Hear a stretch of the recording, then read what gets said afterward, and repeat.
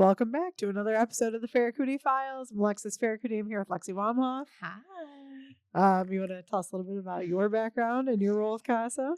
So I guess I can't say new anymore. Yeah, you're not new. I said Been too over long to 6 be new months. now. Yeah. It feels new still. It still feels new.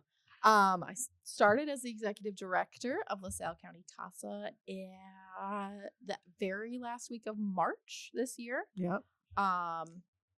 There's been a lot of changes for CASA over the last 9 months. Yeah. But we're doing great. We are doing great. We're making good things happen. Yep. Lots of new things coming. But Yep. so I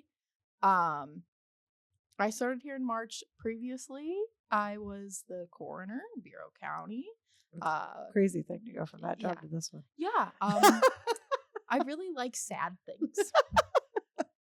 If people cry, I'm there. Yeah.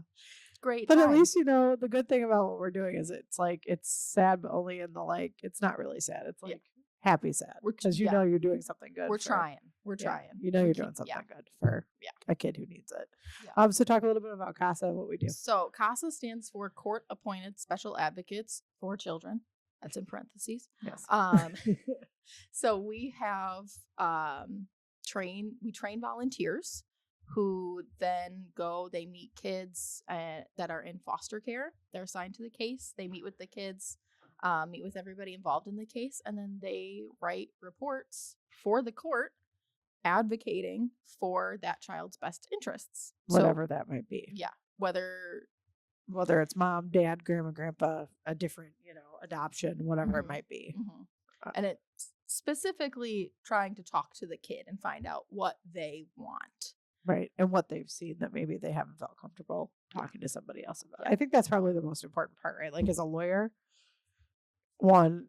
taking testimony from a kid is incredibly difficult in general. It's incredibly difficult. Kids often have a hard time telling the truth on the stand. Well, kids have a hard time telling the truth, in general. Even knowing what the truth is. Right. Talk to my 13-year-old about how many times she's been grounded in the last 6 months for lying, which is why I look the way I do at all times at this point. But kids have a hard enough time with the truth, right? They're trying to determine when to tell it, when it's going to hurt somebody if they tell the truth. And that is the biggest thing, right? Is even in an abuse situation, for example, you still want to protect your parents. There's an inherent need to protect your parents or whoever might be doing that to you, whoever is raising you and loves you, or so you think. There's this inherent need to protect them. So they don't want to tell the truth. So they'll just say, no, things are fine. That's never happened. I've never been hit. I've always had food. I've never gone without meals. That's a big thing that some kids, they'll come out and they'll say, I don't want to be here. Yep. I don't want to be in this foster placement. I don't want to be at home with wherever they are. Right. They might say they don't want to be there, but it might not be a good idea to remove them. Right. Because it's not we want to hear what they want, but that doesn't necessarily mean that it is in their best interest. Well, yeah, just like any kid, right? Mm-hmm. Think about it like any 6-year-old in your life who's like, I want ice cream. I want it for breakfast. I want it for lunch. I want it for dinner. I understand that you would like to eat ice cream for 3 meals a day. I also would be very happy. Would love to eat ice cream for 3 meals a day. That does not mean it's in your best interest or that we're going to do it. Yeah. And sometimes when we're trying, because we just love somebody, we're like, okay, listen, I love that person, so I'm willing to endure whatever it is. Mm-hmm. Because I love that person so much, I want to protect them. And I'm afraid they're going to get in trouble if I don't just shut up and stay here and be quiet and do whatever I need to do to be here. I'm afraid that person will get in trouble and I won't see him anymore. Mm-hmm. And so I just want to go back home. I'm fine. Yeah. I understand that that's what you want. And I know there are reasons that that's why you want that. That's why you want to do that. But that doesn't mean it's the best idea for you. Yeah. Doesn't mean it's safe for you, unfortunately. I think CASA, so I joined the CASA board, I don't know how long it's been now. Before me. Yeah, a long time before you. I think almost a full year. I think it's been almost a year and a half. I think it's been almost 2 years. Congratulations. Yeah, I don't really know. That's weird. I should probably know that, right? I don't know. I feel like it's been almost 2 years. Time is January. No, it's at this point now. So anyway, I joined the CASA board a while ago, and I joined for a couple of reasons. I mean, I got asked to be on the board and was pretty excited. This is something that's near and dear to my heart, obviously. But I have guardianship of our niece, who's like my daughter, and that's very close to home for me. Not that she was in necessarily that situation, but having guardianship of a child is obviously a very important role, a role I take very seriously, and knowing what it means to be able to provide a stable environment for that kid is really important, and being able to deal with whatever things come their way as a result of, changing environments or, other outside influences that you necessarily can't control. Those are all like really important parts of being a guardian or an adopted parent or a foster parent at this point. I mean, all of it. My best friend has fostered kids and adopted them. First of all, it's a very difficult thing to foster and adopt a child. To foster a child that's not yours and love that child as though they're yours. And then potentially you want the best for them, right? So you want them to go back to mom and dad. Like that's always the goal of foster care, is to reunite the family. That is always the goal. Even in CASA, like when we get involved, it is always the goal to reunite the family. But sometimes the family can't be reunited. So when the family can't be reunited, to then love that child so much, you've taken care of them for how many years that might be, right? Like, 2 years, 3 years, whatever it is, maybe sometimes longer, 8 years, 10 years, right? And then potentially have to give that child up for adoption to somebody else if you can't adopt them is a incredibly difficult idea. Or being that person that sometimes like kids will go in and out of care. Yeah, back correct. And forth, right. And like you can have a routine and then they get sent back home, which again is the goal. But if things go wrong and they end up back in care, maybe they can end up back with you. You can make it known that you would like to have them back. Right. And then they come back to you and you get back in that routine, and then things happen everything happens again and they go back and 5 steps forward and then 28 steps back, and then 5 steps forward and 28 steps back. I mean, we see that a lot, I think. Yeah. In those cases where they're coming back in and back out because the stability isn't there yet. Yeah.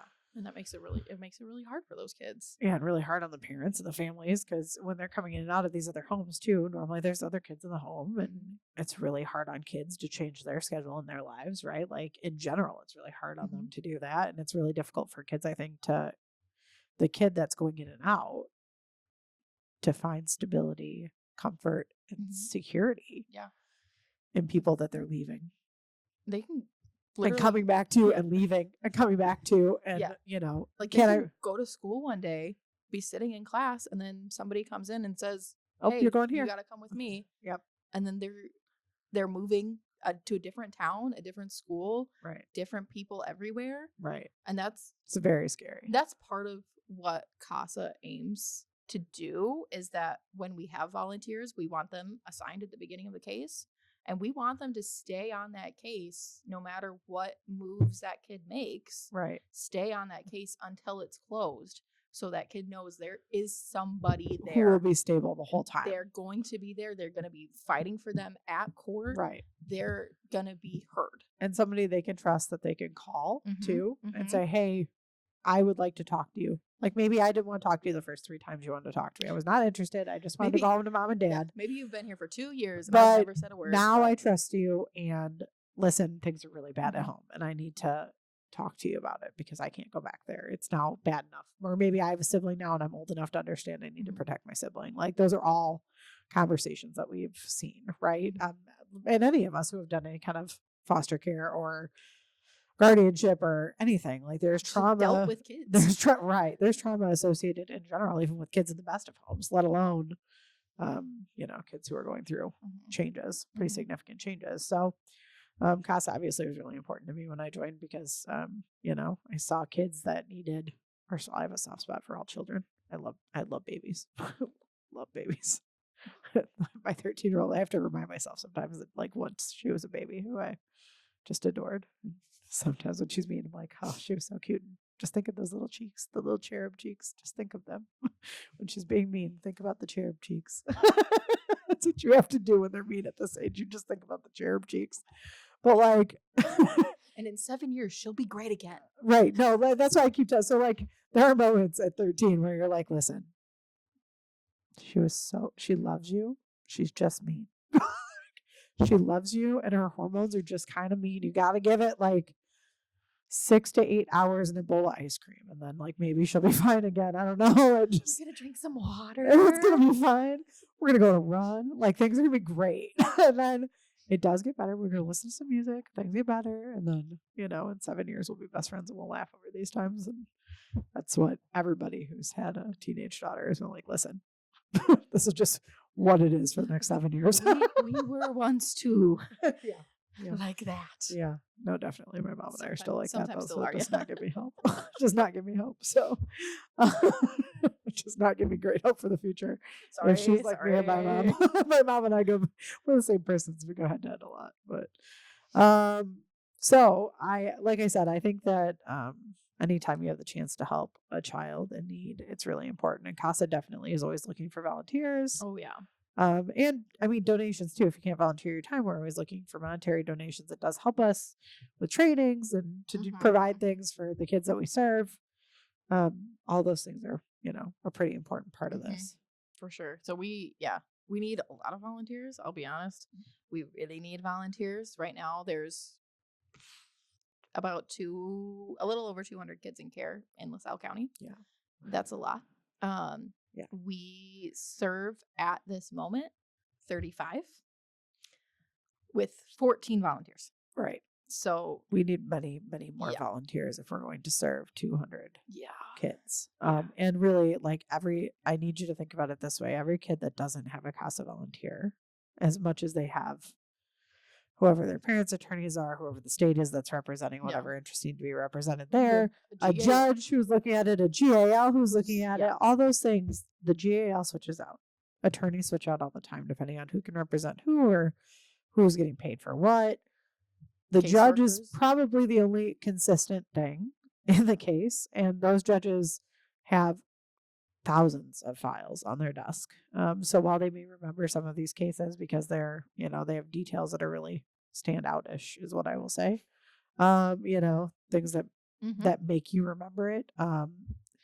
They may not remember every single instant. They may not remember every moment of this, and they advocate for the child too. I mean, that is the judge's position to determine what is the child's best interest. And we're very lucky here. We have a great set of judges to do that. Like we really do. And I'm not even just saying that because I'm a lawyer or whatever. I don't practice family law. I have no reason to, if you know me, I'm never going to kiss anybody's ass anyway. But I just have no interest in that. I'm very much who I am. So, but we do have a good set of judges here who are able to determine those facts, who are able to look at kids and who truly do, I believe, do what's in their best interest. I mean, I've seen a lot of really hard decisions get made by really good people. So we're lucky to have the people we have here who care the way they do. But we do need volunteers who are consistently with the child. Like that's the difference. A judge can't just go to the kid and be like, let's go talk in the back room. Like they can do it in camera, but like that's not the same. There's going to be lawyers in the room. Like there's going to be a lot of different like interruptions. It's a different conversation, right? And it's a lot more formal. They can only ask certain things, right? It's very different for a CASA volunteer. They can call the kid and be like, hey, what'd you eat this morning? Tell me about your day. How's your day at school? What are you learning? What are your grades? Do you have friends? Are you who's home at night? Are you giving everybody a bath? How do you get bathed at night? Does somebody give you a bath? Like they can ask those questions in a conversation to determine whether this child's needs are being met. That's, I think, the most important part of what we do is we get to ask questions that people otherwise don't consistently ask. Like a GAL is going to ask the same type of questions, right? Like, because that's their job is to determine the child's best interest. But we have one GAL who's assigned to every kid. Right. Well, there's a list of them in LaSalle County. There's a whole list of GALs. I've only ever seen one. Oh no, there's a list of like 1,000. But they rotate from Grundy. We get GALs from Grundy and GALs. Oh yeah. There's a ton of them. That's not true. But the GALs that are on there, like you said, they're going to rotate in and out because they only get paid for so long, right? Like they do a report and then they're off. And if they're busy, they don't get reappointed. Somebody else gets reappointed then. So like you could have 4 different GALs in a case because when this GAL gets called, just because you're a GAL, you're certified by the state as a GAL, which is a class, like just like a mediator, you have to take that. The GAL is a practicing attorney most of the time. So if they don't have time to take a GAL, they don't take it. They can refuse it. They can say, I've already got 2 and I've got a caseload, I can't take it. And the court will let them recuse and have somebody else do it. But there's a ton of GALs here, but like most of them will recuse because they're practicing here. So it's really hard to serve as a GAL here when you're practicing here because you know too many people, right? It's hard to be unbiased and come in as a GAL. Volunteer who's from Putnam County, and there is a CASA program in Putnam County, but it's such a small place that she's gonna know every kid. Right. We gotta. She's coming over here. She's coming over here, and she's gonna help focus on here. some kids over here. Yeah, but it really is. That is part of the problem, right? When you know everybody, it's kind of a difficult thing to be a GAL. Or if you're involved in representing people, as an attorney, for example, it's be hard to be a CASA volunteer and an attorney because I know a lot of people just by practicing here. So there's a lot of cases I would have to recuse from, right? Yeah. Like that's just part of the deal. Yeah. But it doesn't stop me from serving on a board where I get to help make decisions that guide our organization so that we can serve more kids, which is why I'm so excited to be on the board because it allows me to still help kids in need without having to recuse myself 98 times a week from cases. So I think CASA's work is so important right now because I think it determines how the kids in our county get treated and taken care of. I think it determines how we're taking care of how we view families and what we need to do to create stable lives for families in our county. I think it helps us address other problems. When CASA gets involved, it can help advocate for parents and kids both to have a stable environment, right? Because we want them to reunite.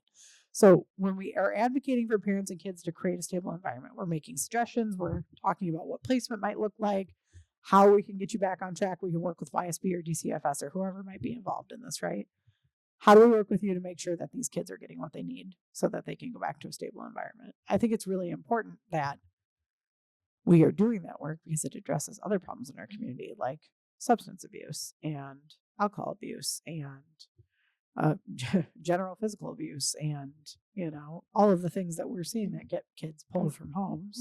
Most of our cases in LaSalle County are neglect because of substance abuse, mental health issues. Yeah. And sometimes when a CASA volunteer gets involved, it's a substance abuse case. But when we talk to a kid, we can kind of figure out, like, listen, maybe this is really kind of a mental health case that's not getting the mental health care they need. I cannot tell you how many cases in the last year that I've been here that we've been assigned to that have believed to be.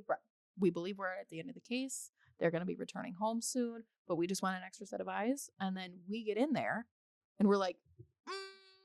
Yes.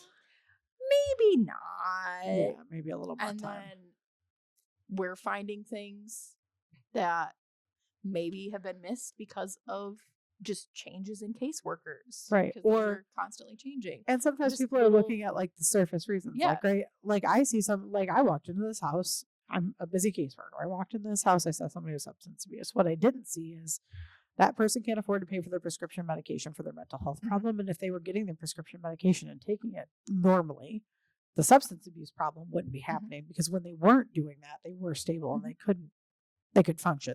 This child had a stable home. So maybe we need to help this parent find a way to get back to a stable,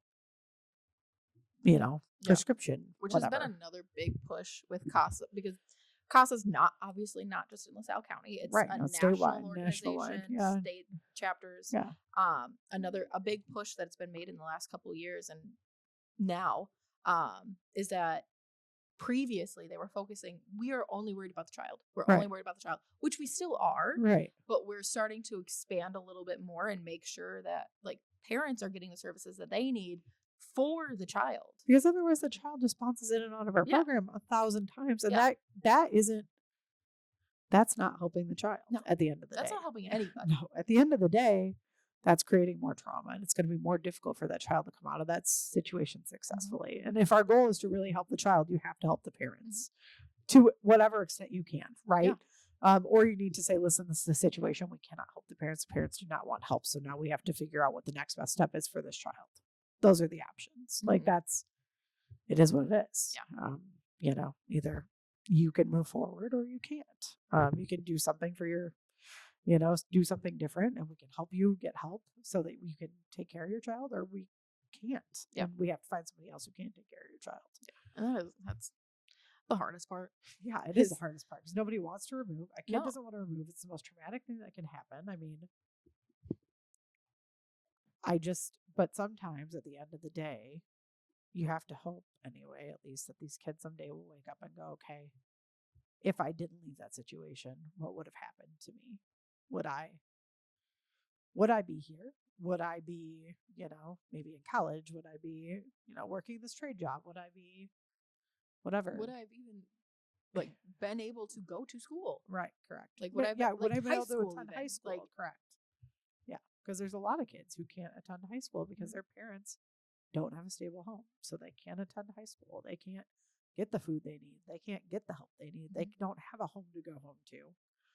They can't even go to classes because their parents don't have an address. Like it's crazy that a kid in high school can't go to high school because their parents don't have an address for them to go to high school with. Like that's crazy that exists. That's why things like CASA exist, so that somebody is there to go, hey, you with no address, come talk to me. Why does that exist? Why is that happening in your life? Has anybody looked at the fact that this kid hasn't been to school in 6 weeks? Yeah. And what does that mean about maybe what the home life looks like? Yeah. So I think it's really important what we're doing, and I think CASA is not DCFS, it's not YSB, it's not any of those other. No. And while we all serve very different purposes, right? Like DCFS is monitor, help, sort of get everybody back on the same page. YSB comes in to help the kids adjust in school and everything else and help. But DCFS is really about getting the home back in stable condition and then getting out. Yeah. Because they don't have the caseworkers and the staff and the resources to do anything more. Yeah. Caseworkers are so stretched constantly. Yeah. And the burnout obviously is insane. Yeah, I can't even imagine. They have so many cases. Yeah. And that's part of why we try to keep it at 1 or 2 cases per volunteer. Yeah, because the mental load of this is crazy. I mean, you go home and you're not allowed to talk about it, right? Because it's a kid. Yeah. So you're not allowed to talk about it with anybody. So you go home and you just think and think and think about all the things you just saw or heard. I've sat through, I think, 3 child interviews in my career. And I could tell you every single word of all 3 of them. Mm-hmm. And one was like year 1 for me. And I can tell you every single word that was said in that interview. Like that's, when I tell you it impacts your mind, it truly impacts your mind. It affects your ability to function. It affects how your brain your brain totally thinks different. Like it does change how you look at every kid that walks up to you and talks to you. You start to look for different things that might be going on at home that explain other behaviors. It totally changes your outlook. So I think CASA is an incredibly important organization. I'm very grateful to be, a part of the board and to have you on board. And, I think we have a good board full of good people. Yeah. And people care, and we're growing, and more people joining us. I think that's a good part. Let's talk about that a little bit before we end here. How about tell me what it takes to be a volunteer? So really, it just takes a good heart and time. But so you have to apply. There's a background check that you have to go through. There's a 30-hour training course that is required. And what we've been doing has been like a mix of online and in person. But once you get through all of that, we're looking at roughly 10 hours a month. Yeah. That's generally what we tell volunteers is the normal load. Like obviously there's fluctuation. You might have to travel really far for our kids because we have some in Peoria, in Chicago, in Decatur. Yeah, they get moved, so you have to know. And we want to be stable, so we need volunteers who are willing and able to go wherever that kid is. Right. And that creates some barriers for people. For sure.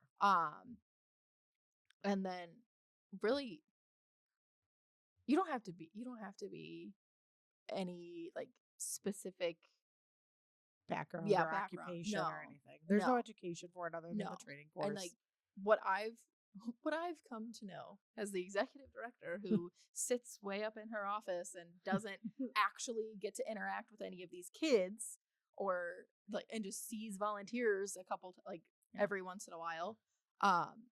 I've kind of gotten to know everybody through the court reports. Yeah. And seeing how each volunteer approaches every case a little bit differently based on their background. Right. Like seeing how a nurse writes a court report Yeah. versus a teacher writing a court report. Right. I'm versus, sure those are very different. We have a therapist who's I'm volunteer sure now. that's a very different report. Yeah, the things that she does, like that she talks about with the kids, the things that she does with them, completely different than just like I don't somebody Joe that's, Schmo yeah, off the street yeah, who's never done any of those jobs. Yeah. Yeah, it's gonna be totally Yeah. different.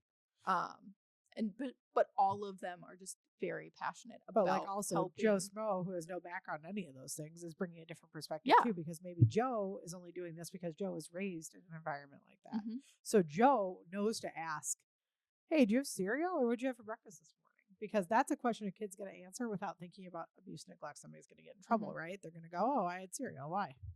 He's going to go, did you make it yourself? So who made it for you? And that kid's just having a conversation. They have no idea they're talking about abuse and neglect, because then we're talking about, did you get fed? Did a parent provide a meal for you today? Is there food in your house to eat? What are you having to find for yourself? Where are you getting the food that you're eating? And Joe's finding all that out because Joe lived that life, grew up in that life, knows that sometimes there wasn't cereal in the house and he was going to a neighbor's house to eat. And, you know, my friend's mom was feeding me every day or whatever it might be. So I think it's really important that people of different backgrounds apply for sure. Yeah. It's a whole different world. Yeah. Like just things that I wouldn't have noticed or said. Yeah. They're just completely different. Well, different backgrounds bring different questions, right? It's why it's so important to be diverse and to talk to different people and to learn about different cultures, different religions, different everything, because you will approach every single situation differently. And that's why there's value in being different from those around you. If you surround yourself with the same, you're not going to notice anything different. Yeah. So thank you for coming on. We appreciate having you. I like being here. Come volunteer It's for a CASA. long walk from my office upstairs. Yeah, the whole 2 floors down in the elevator. We appreciate you being here, but also come volunteer for CASA. Please. Because we need you. We love you. We will have a class coming up in January. If you get on Facebook or whatever social media you use, we have all of them or most of them. LaSalle County CASA is our name on there. So we'll have another class coming up in January. Oh. And our website. LaSalleCountyCasa.org. That you can just check us out, do a little bit more reading. Our application's on there. So if you want to just take a look and see what you the might requirements are, yeah. what you might have to do. Yeah. Just go ahead. You can give us a call. Our office number is 815-434-2620. It goes straight to my cell phone, so and if you have other to questions, answer. You can always email one of the board members too. All of our emails are on there too. And quick shout out to our website design and marketing person, A-Ray Designs, my sister, who does the best work. Great work. If you need somebody to do all your beautiful social media, just gonna plug her. She can't cut it out because it's my podcast. So, but anyway, so thank you for coming on. We appreciate you, and come volunteer for CASA. That's the message.